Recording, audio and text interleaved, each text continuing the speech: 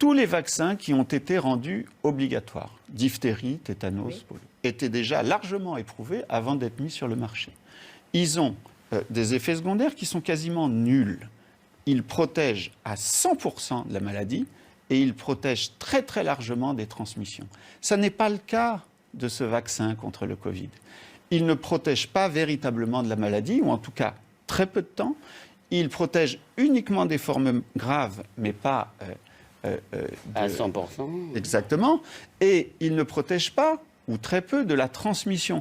C'est quand même un drôle de vaccin. Je n'ai rien contre, et je vous le dis, il a rendu des services considérables il y a quelque temps, au début, chez les personnes à risque. Mais aujourd'hui, on est quand même en train de s'apercevoir que la qualité de ce vaccin est relativement médiocre.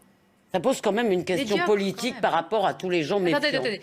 Parce que ça va faire réagir quand vous dites relativement médiocre, vous comparez à d'autres que vous venez de nous citer. Aux vaccins qui sont obligatoires dans la population générale et qui, eux, marchent à 100%. Certains ont même permis d'éradiquer quasiment des maladies. Ça n'est pas le cas du vaccin anti-Covid. Moi, j'ajoute juste une remarque politique, si vous voulez. D'ailleurs, on en est certainement aussi coupable. On nous a tellement dit que ce vaccin, ça allait être merveilleux, qu'on regardait tous ces gens qui ne voulaient pas se vacciner, vraiment comme des sortes d'hurluberlus. On se demandait vraiment s'ils n'étaient pas un peu complotistes, moyenâgeux, etc. Non, pas moi.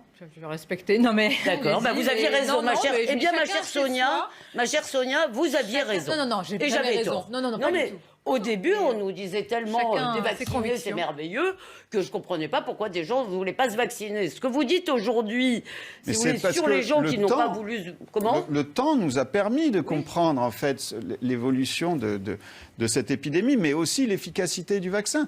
Moi-même, j'ai pensé que le vaccin allait nous tirer d'affaire. Je me souviens très bien. Or, aujourd'hui, force est de constater que le vaccin est, dans le temps, est assez peu efficace, puisqu'au bout de quelques mois, finalement, il ne protège plus véritablement. Est-ce que...